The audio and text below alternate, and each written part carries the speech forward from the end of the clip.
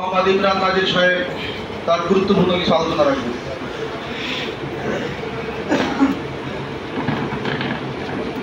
আসসালামু আলাইকুম ওয়া রাহমাতুল্লাহি ওয়া বারাকাতুহু। ওয়া আলাইকুম আসসালাম। আলা রাসূলিল কারীম, আম্মা বা'দ। আলহামদুলিল্লাহ, আল্লাহ তাআলার দরবারে লাখ কোটি শুকরিয়া যে আল্লাহ রাব্বুল আলামিন আমাদেরকে আসরের নামাজের পরে আল্লাহ তাআলার ঘরে দুনিয়ার ভিতরে উত্তম জায়গায় আল্লাহ তাআলা আমাদেরকে আল্লাহর জমিনে আল্লাহর দ্বীন বাস্তবায়ন করার এক ফিকির নিয়ে বসার তৌফিক দান করছেন। এজন্য দিল থেকে শুকরিয়া আদায় করি আলহামদুলিল্লাহ। আলহামদুলিল্লাহ। প্রিয় উপস্থিতি, আমাদের ইসলামী আন্দোলন বাংলাদেশের গত এক সপ্তাহ আগেও নির্বাচনের যে চিন্তা চেতনা ছিল নেতাকর্মীদের মধ্যে, আজকে 3 দিন যাবৎ কিন্তু সেই চিন্তা চেতনার অনেকটাই ব্যতিক্রম। কারণ বাংলাদেশে আপনারা জানেন ইতিমধ্যে 6টা দলের ঘোষণা হয়েছে, অলিখিত ঘোষণা। বাকি 21 তারিখ জামাতে ইসলামের মহাসমাবেশ, আমাদের 28 তারিখের জাতীয় মহাসমাবেশ। এইখান থেকে আপনারা পরিপূর্ণ ঘোষণা শুনতে পারবেন। বাকি কথা হচ্ছে যে আমরা এতদিন যেভাবে নির্বাচন করতাম, যারা নির্বাচনের কর্মী তারা জানে বা যারা দেখেছি যে নির্বাচনে একজন প্রার্থী হইলে তার কিছু টাকা পয়সা থাকলে তাকে নিয়ে আমরা সামনে আগানোর চেষ্টা করতাম, টাকা পয়সাও কিছু খরচ করতাম, কিছু শ্রম দিতাম, এর কারণে কিছু ভোট আমাদের ব্যালট বাক্সে আসতো। বাকি এখন কিন্তু ইসলামী দলগুলো একত্রিত হওয়ার মানেই হচ্ছে যে বাংলাদেশে এইবারের নির্বাচনকে কেন্দ্র করে বাংলাদেশ এর সংসদ ইসলামী সংসদ হতে যাচ্ছে।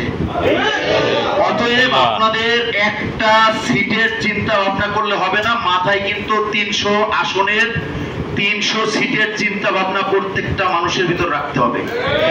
তাবলীগওয়ালারা, আমরা যে তাবলীগ করি তখন মাসওয়ারার সময় বলি যে সারা আলমের দিনের তাকাজাকে সামনে নিয়ে সারা আলমের দিনের তাকাজার কথা বলি। যদি এইটা আমি বলি তাহলে তো 300 আসনের চিন্তা ভাবনা আমার মাথায় কিন্তু রাখতে হবে।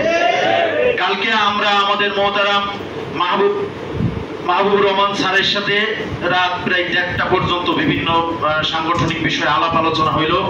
স্যার বললেন ধরে রাখেন আপনারা প্রার্থী দিবেন, এই ফরিদপুরের বৃহত্তর স্বার্থে এই 4টা সিটই অন্য কোনো দলকে দিয়ে দিতে পারি আমরা, কিন্তু আমরা সিট নিব না তা না।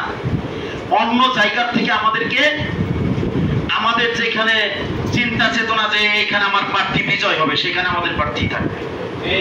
এইবার আমাদের এই চিন্তা চেতনা নিয়ে ছেড়ে দেওয়ার চিন্তা চেতনাও নিতে হবে।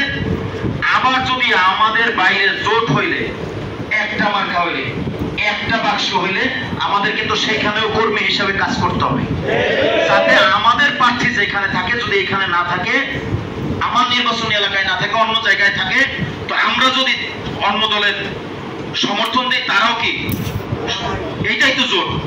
তো এখন কথা হচ্ছে যে আমাদের এখনকার প্রার্থীর ব্যাপারে আমরা আজকে কেন্দ্র থেকে মেহমানরা আসতেছেন কেন্দ্রীয় নির্দেশনায়। এখন যেহেতু ফল যখন পাকে, তখন লিচু পাকে, চালটা কিন্তু তখনই দেয়, কারণ এখন বাদুরের ভয়, ঠিক না? তো আমাদের ইসলামী আন্দোলন বাংলাদেশকে মাইনাস করে আর বাংলাদেশে কোনো দল এককভাবে ক্ষমতায় যাবে এই দলকে মাইনাস করে সেই দিন আর নাই, সেই চিন্তা চেতনাও কোনো দল এখন আর করে না। অতএব এখন আমাদের চিন্তা চেতনাও পরিবর্তন করতে হবে। পিছনে আমাদের অনেক মুজাহিদ ভাইরা তাদের আত্মীয় স্বজন, সমাজের চাপ, দলের চাপ, যত চাপাচাপির পরে আপনারা বিভিন্ন জায়গায় গেছেন, না হলে বুবা অবস্থায় থাকছেন, পিছনের দুঃখ কষ্ট আমরা ভুলে যাই এবং আল্লাহর কাছে মাপ চাই যে চরমনের মুজাহিদ থাকা অবস্থায় আমি কাজ করতে পারিনি, এই জন্য আল্লাহ তাআলা যেন আমাকে এবং আমার সমস্ত মুজাহিদ ভাইদেরকে মাফ করে দেয়। তা না হলে কিন্তু পীর সাহেবের কঠিন